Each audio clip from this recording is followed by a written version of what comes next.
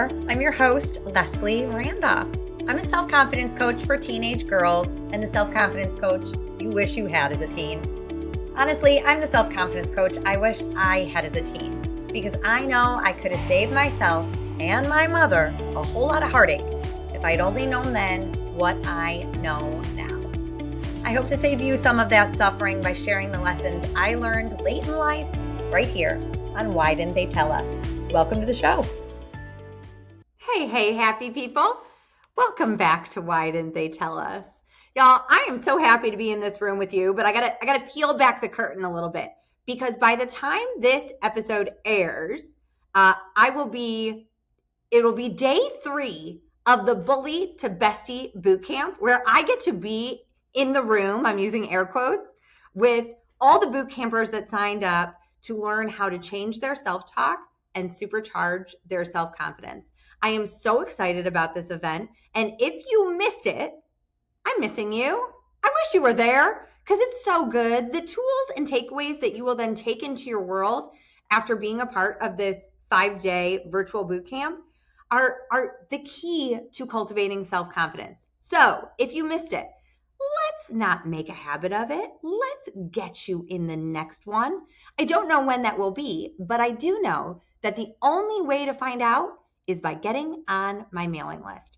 I don't want you missing any future events, any free resources, any fun tips that I just offer on my email list. So be sure you get on that.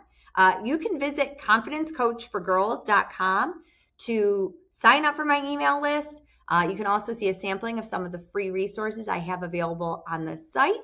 You can also email me at lesliethelifecoach@gmail.com and say, Leslie, I want in, and I will get you in to the next one.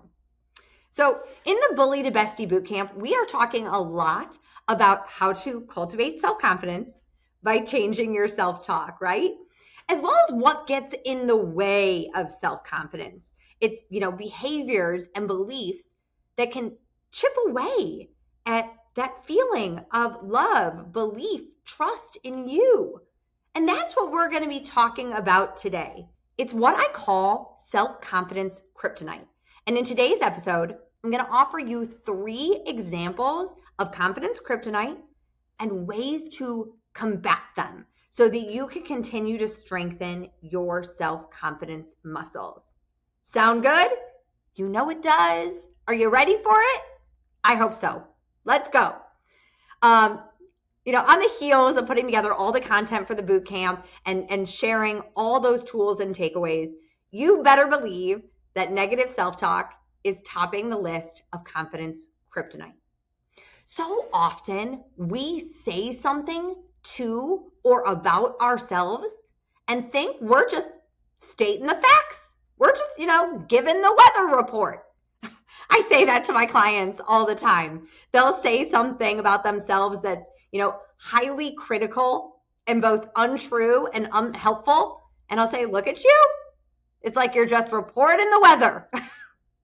So what does that mean? For example, let's say you don't make the team or you don't get the promotion at work that you really wanted and you believed you deserved. For many of us, the default thought when this happens is, I'm such a failure. I suck. Or maybe it's something like, I knew it wouldn't happen. Or perhaps it's something like, it's never going to happen. These statements roll off our tongue or just dance around in that beautiful brain of yours like they're facts. Again, just the weather report, right? But so much of the work I do and so much of the work that is cultivating self-confidence is about challenging thoughts like these. Because like I said, they're not true and they're certainly not helpful. So why do we want to challenge them? Because I want you to check in with how it feels when you say those things to or about you. I'm such a failure. It makes you feel like a failure, right? I suck. well, that just makes you feel terrible. I knew it wouldn't happen, or it's never going to happen. Those thoughts leave you feeling so defeated. Now notice, not one of them boosts self-confidence, does it? No, they breed doubt and insecurity. Total confidence kryptonite. Now, here's the thing, and I'm gonna say it again. Those thoughts are not facts. That is not the weather report, right? Like, well, it's currently 60 degrees and partly cloudy, and I'm a failure. I suck. No, those thoughts aren't even true. And they're certainly not helpful. Because if your goal is to one day make the team or to one day get that promotion at work, those thoughts are not going to motivate you to try again, right? Why would you? If you believe you suck or you're a failure or it's never going to happen, then what's the point, right? Those thoughts not only make you feel bad, but they have you stopping. They stop you from going after what it is you want, whether it's making the team, getting the promotion, or whatever other dream you have that you are so deserving of. So what do we do with this confidence kryptonite, this negative self-talk? First and foremost, just notice when you're speaking to yourself in a highly critical way. Awareness will always be the first step to change. You're going to hear me talk about awareness a lot in this episode because that is how we create change. You have to first be aware of the behavior that is chipping away at that confidence. So noticing these thoughts is the first step of it. Then I want you to neutralize the statement. So you're going to neutralize these statements by stating the facts of what happened versus the story you're creating about it, right? The facts are you didn't make the team. You didn't get the promotion. Those are the facts. That's neutral. We can't change that. If I could, I would, right? But we can change the story we're telling about it, and that is really where the confidence comes from. The beliefs you have about you. What happened? I didn't make the team. I didn't get the promotion. That does not mean you suck. You're a failure. It will never happen. Notice how 1 + 1 does not equal 2. This is not the only way to look at it, right? You not making the team or getting the promotion does not make you a failure. It does not mean you suck. It does not mean it will never happen. That part is the story. That is the story you are telling. And that story makes you feel awful. So, step 3, after you notice and neutralize, that is when you can negotiate. Let's negotiate with that bully brain that's telling you that not making the team or getting the promotion means you suck or you're a failure, because that part is negotiable. The reason I call it the bully and the bestie brain is to remind you to talk to yourself like you would a best friend. If your best friend called and said, I didn't make the team, or I didn't get the promotion, would you sit there and say, well, you kind of suck. I mean, you're a total failure. And you're probably never going to get it. I mean, it's never going to happen for you. Would you say that to her? No, you wouldn't.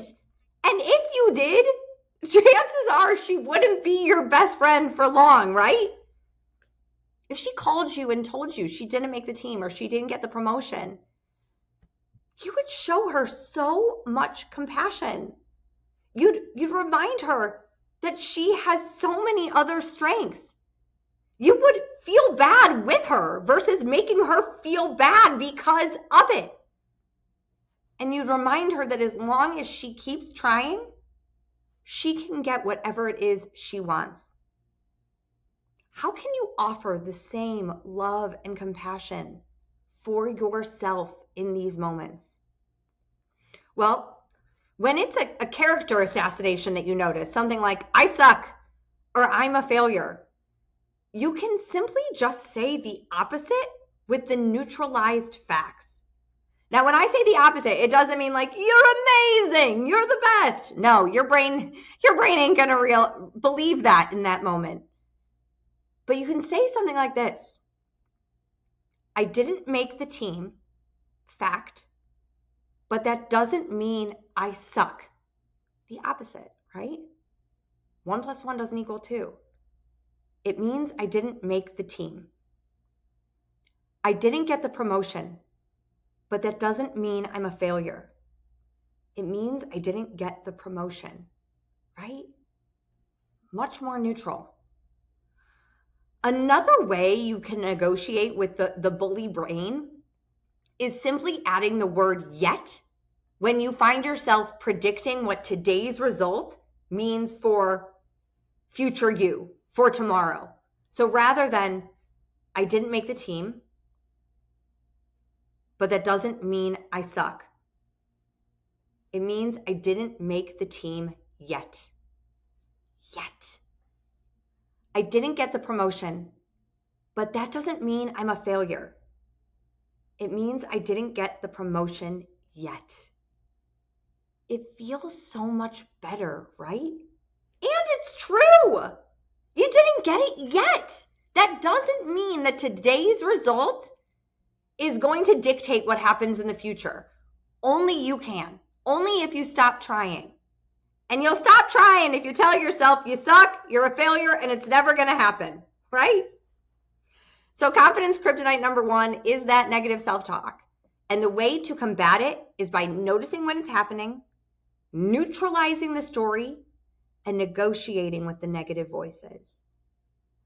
The second form of confidence kryptonite that I see so often is comparison. They say that comparison is the thief of joy, which it absolutely is. I want to add that comparison is confidence kryptonite. Why? Think about how you feel when you compare yourself to others. Think about what you think about you. I know it's a tongue twister, and it's kind of a mental tongue twister too. But think about the way you think about you when you're comparing yourself to others. I do not know many people who can compare themselves to other people and come out feeling confident or focusing on their strengths, their gifts, their goodness. Do you? Probably not. Comparison always has us focusing on our faults, our failures, our perceived weaknesses or shortcomings, how you don't stack up to the person you are comparing yourself to, right? Totally. And when you do that, how do you feel? My guess is you would feel really insecure.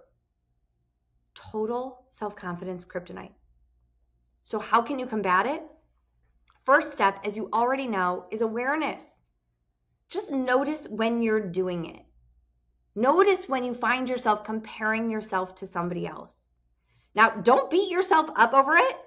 Notice with so much love and compassion, because it's totally normal. We all do this. We all compare. And beating yourself up for it, it won't help. It'll just add a layer of shame on top of that insecurity. And we don't need that either. So you notice with love and compassion. And I want you to notice when it's happening. Where is it happening? What are the triggers that have you comparing? In today's world, social media is certainly a breeding ground for comparison. And if that's true for you, then consider limiting your time on social or simply walking away when you find yourself in that comparison loop. Learning to remove yourself from situations that make you feel terrible is a total act of self-love. That is complete bestie behavior. It's like, wow, this doesn't feel good right now. I'm going to walk away. I'm going to take you out of this situation. Now, if you can avoid it completely, great. But avoidance alone, I personally don't think is 100% effective, because your brain is still going to do what your brain does. So we've got to give you some tools to strengthen that mindset muscle when comparison happens. And that's where you tap into that bestie brain for other ways to think about the situation. Like if you're scrolling and you find yourself comparing, what can you think instead? So I'm going to give you some of my favorites that you can take or leave, and then I'm going to offer you the opportunity to find your own. I always remind myself that reels are not reality. Looking at one snippet of someone's life does not tell the whole story. And I will not compare my whole existence to one snapshot of someone else's life. I also love reminding myself that the only person I will compare myself to is who I was yesterday, last week, or last year. That reminds you to keep the focus on you, amazing you. And then I offer you, we all grow and glow differently, because we do. Like I said, I urge and encourage you to make your own list. What can you say to you when you find yourself comparing and despairing? I want you to have those bestie beliefs, those rebuttals at the ready for when you catch yourself in comparison. And then from there, I challenge you to then catch yourself in confidence. How can you do that? So if you get into that comparison loop, change the channel. Move it over to focus on all the ways that you've grown, all the ways that you glow, all the gifts and goodness that you have. There's so much. When you choose to shift your focus from who they are to who you are, that's when you can build up your self-confidence. When you choose to shift the focus from what they have to what you have, that is when all that goodness of gratitude comes in. And that is a big confidence cultivator. So the final form of self-confidence kryptonite that we're going to cover today is the as soon as and the not enoughs. If you've been in my world for a while, then you've heard me talk about these before, but they bear repeating because they are such common confidence kryptonite. The as soon as and the not enoughs are both external circumstances or external factors that many of us believe are the barrier to our own self-confidence, the barrier to loving and believing in ourselves. This looks like telling yourself, as soon as I make the team, or as soon as I get the promotion, then I'll feel self-confident. Then I'll love and believe in me. Or I'm not smart, skinny, pretty, athletic, rich, fill in the blank enough, and therefore I can't love and believe in me. Therefore, I'm not self-confident. But as soon as I am, then I will feel self-confident. Now, the problem with this line of thinking is that it makes self-confidence contingent upon external circumstances, external factors. It outsources your worth to something outside of you. And some of those external factors aren't even within your control, which makes you feel totally helpless. And it makes achieving them feel completely impossible, right? Now, luckily, that's not how self-confidence works. And it's so important for you to know that and to remind yourself of it frequently. Self-confidence is an inside job, which means the source of it comes from within as well. This ties in so much to comparison, where we might find ourselves believing someone is better than us because of their external achievements, accolades, or appearance. Remember, those are just nice to haves, sure. But self-confidence, loving and believing in you, seeing and celebrating your worth, that comes from within. So what do we do? What do we do with the as soon as and the not enoughs? How do we combat this confidence kryptonite? You make a habit of focusing on your strengths. You create a practice of seeing the gifts and goodness that you have. You make a habit of speaking to and thinking highly of you. You do it on purpose. Now, there are so many ways to do this.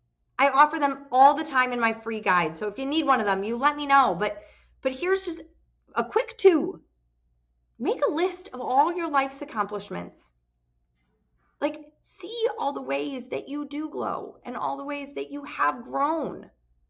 Or I always talk about my confidence closures with my clients. Ending the day, noticing deliberately, on purpose, 3 things that went well that day, 3 wins that you can celebrate, 3 things that you're proud of achieving or just being. The key here is consistency, to literally make a habit of it, of thinking highly of you, of seeing all that is amazing about you. That's how you strengthen that self-confidence muscle and you weaken that confidence kryptonite. My friends, why didn't they tell us that negative self-talk, comparison, and outsourcing our worth to external factors is absolutely confidence kryptonite?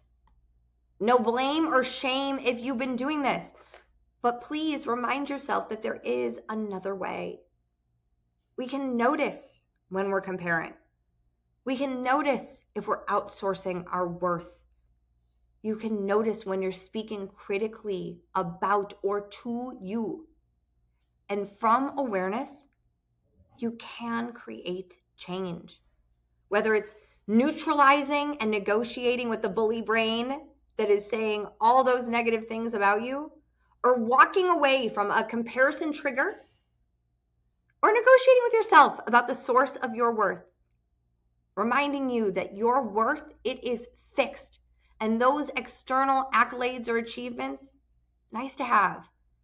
But your worth, ain't nothing going to change that. That's what I got for you guys this week. Till next time. Love what you hear? Well, I'd love to hear from you. You can find me at confidencecoachforgirls.com. That's confidencecoachforgirls.com. Or email me at lesliethelifecoach@gmail.com. That's lesliethelifecoach@gmail.com. Hope to hear from you.